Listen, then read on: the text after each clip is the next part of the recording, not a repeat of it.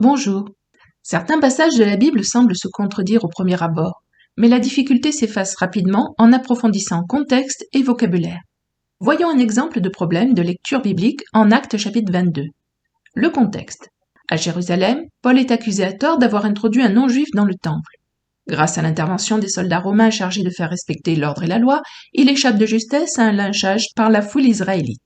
N'étant pas un agitateur, Paul est autorisé par le tribun à s'expliquer devant la foule. Il parle alors en hébreu à la foule, démontrant qu'il n'a rien commis contre la loi juive, qu'il a toujours respectée et suivie scrupuleusement.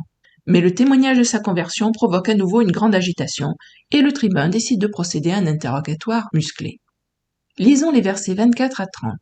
Le tribun commanda de faire entrer Paul dans la forteresse et de lui donner la question par le fouet afin de savoir pour quel motif il criait ainsi contre lui.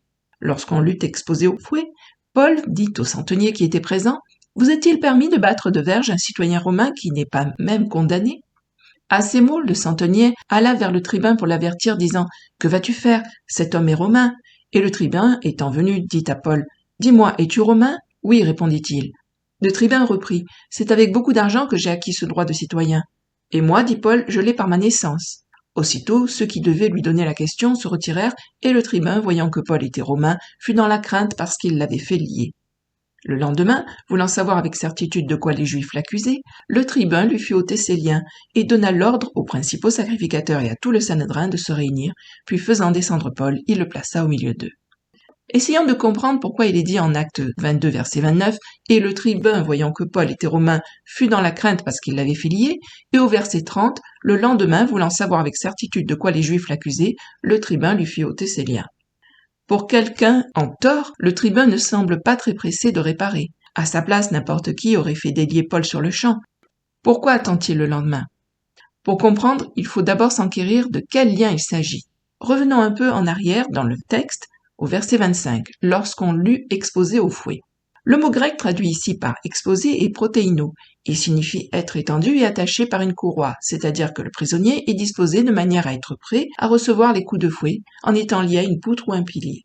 Dans le verset 29, et le tribun voyant que Paul était romain fut dans la crainte parce qu'il l'avait fait lier, Paul avait été attaché à un poteau ou à une colonne pour subir le fouet. Ceci implique que le tribun allait le faire fouetter sans jugement, traitement interdit pour un citoyen romain. La loi romaine demande d'abord un jugement juste, puis un châtiment si nécessaire. Tandis que l'autre verset, le verset 30, le lendemain voulant savoir avec certitude de quoi les Juifs l'accusaient, le tribun lui fit ôter ses liens, parle des liens de simples prisonniers, correspondant à nos menottes actuelles, et attachant les mains de tout prisonnier romain pour s'assurer qu'il ne puisse s'échapper aux autorités. Ainsi, le lendemain, le tribun fait enlever les liens de Paul lorsqu'il est amené devant lui pour s'expliquer et présenter sa défense.